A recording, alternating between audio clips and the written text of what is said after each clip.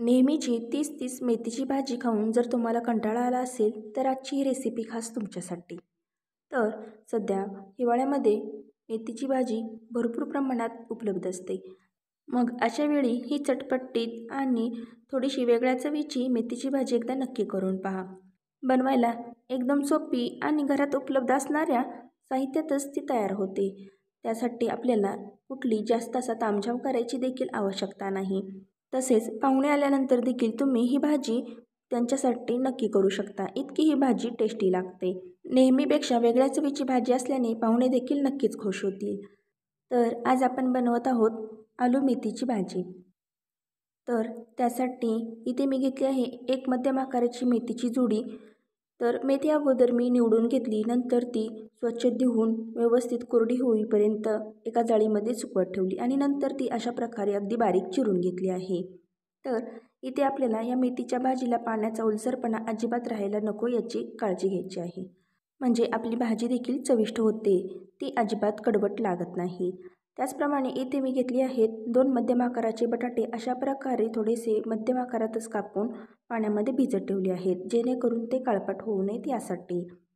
सोबतच इथे मी घेतले आहेत 2 मध्यम आकाराचे कांदे आणि 1 मध्यम आकाराचा टोमॅटो बारीक चिरून घेतला आहे. ही झाली पूर्वतयारी. तर आता भाजी बनवायला घेऊया. तर गॅसवर मी एक कढई ठेवली आहे आणि कढई गरम झाली की यामध्ये 4 चमचे तेल घालावे. तेल चांगले गरम झाले की यामध्ये पाव चमचा मोहरी घालावी. मोहरी छान तडतडू द्यावी. आता मोहरी छान तडतडली की यामध्ये पाव चमचा जिरे घालावेत आणि हे जिरे देखील चांगले फुलू द्यायचेत. नंतर यामध्ये चिमूटभर हिंग घालावा. लगेचच यामध्ये बारीक चिरलेला कांदा घालायचा. आता हा कांदा मध्यम ते मोठ्या आचेवर चांगला लालसर तांबूस रंग येईपर्यंत परतून घ्यायचा. इथे मी कलत्याने हा कांदा एकसारखा हलवत आहे, म्हणजे हा संपूर्ण कांदा व्यवस्थित असा एकसारखा रंगावर परतला जाईल. आता हा कांदा हलकासा पारदर्शक दिसू लागला की यामध्ये 1 चमचा ताजी वाटलेली आलं लसणाची पेस्ट घालावी. तर इथे मी हे आलं लसूण खलबत्त्यामध्ये कुटून घेतले होते, त्यामुळे त्याची अशी ओबडधोबड अशी पेस्ट तयार झाली आहे. यामुळे भाजीला देखील छान अशी चव येते. यासोबतच इथे मी घातले आहेत 2 लाल सुक्या मिरच्या आणि 2 हिरव्या मिरच्या घातल्या आहेत. यामुळे देखील भाजीची चव आणखी वाढते. तर आता हे सर्व साहित्य छान असे या तेलामध्ये परतून घ्यायचे. तर आता 4 ते 5 मिनिटानंतर हा कांदा पहा अशा प्रकारे लालसर तांबूस रंगावर आला की यामध्ये बारीक चिरलेला हा टोमॅटो घालायचा. आता हा टोमॅटो देखील या तेलामध्ये चांगला परतून घ्यायचा आहे. कलत्याने इथे मी एकसारखे हलवत आहे. तर आता यामध्ये पाव चमचा मीठ घालावे, म्हणजे हा टोमॅटो पटकन मऊ होतो आणि चांगला परतला देखील जातो. मीठ घातल्यानंतर कलत्याने इथे मी एकसारखे हलवून घेत आहे. तर आता 3 ते 4 मिनिटानंतर हा टोमॅटो देखील छान असा मऊ होतो. टोमॅटो चांगला परतला की त्याला अशा प्रकारे तेल सुटू लागते. आता यामध्ये पाव चमचा हळद आणि 1 चमचा लाल तिखट घातले आहे. तर इथे तिखट तुम्ही तुमच्या आवडीनुसार कमी जास्त करू शकता. नंतर यामध्ये आपल्याला मसाला देखील घालायचा आहे, त्यामुळे तिखट अगोदर बेतानेच घालावे. तर आता तिखट आणि हळद घातल्यानंतर व्यवस्थित परतून घ्यावे. 1 मिनिटभर तेलामध्ये चांगले परतले की त्याला तेल सुटू लागते. आता यामध्ये पाण्यामध्ये भिजत ठेवलेले बटाट्याचे काप होते, त्यातील पाणी निथळून हे बटाट्याचे काप आता या फोडणीमध्ये घालावेत आणि कलत्याने व्यवस्थित हलवत या फोडणीमध्ये ते चांगले परतून घ्यायचे आहेत. तर आता यामध्ये मी आणखी अर्धा चमचा मीठ घालत आहे, म्हणजे या बटाट्याच्या कापांना व्यवस्थित हे मीठ देखील लागले जाते आणि भाजीला चांगली चव देखील येते. शिवाय मीठ घातल्यामुळे या बटाट्याच्या फोडींना पाणी सुटून बटाटे छान असे शिजले आणि वाफवले जातात आणि तेलामध्ये देखील ते चांगले एकसारखे रंगावर परतले जातात. तर आता हे बटाटे इथे मी या फोडणीमध्ये चांगले परतून घेत आहे.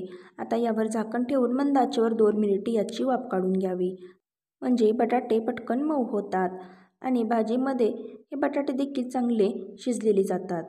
तर मेथीची भाजी शिजण्यासाठी अगदी कमी वेळ लागतो, परंतु बटाटे शिजण्यासाठी जास्त वेळ लागतो. त्यामुळे अशा प्रकारे अधूनमधून हलवत त्यावर अशा प्रकारे झाकण ठेवून मंद आचेवर 2-2 मिनिटे वाफ काढत 2 ते 3 वेळा अशा प्रकारे हे बटाटे चांगले मऊ होईपर्यंत परतून घ्यायचे आहे. तर इथे मी 2 ते 3 वेळा झाकण ठेवून अशा प्रकारे हे बटाटे मऊ होईपर्यंत परतून घेत आहे. तर आता इथे तुम्ही पाहू शकता हे बटाटे छान असे मऊ होत आलेले आहेत. आता यामध्ये पाव चमचा जिरे पावडर, अर्धा चमचा धने पावडर, 1 चमचा गरम मसाला घालून व्यवस्थित मिक्स करून घेत आहे.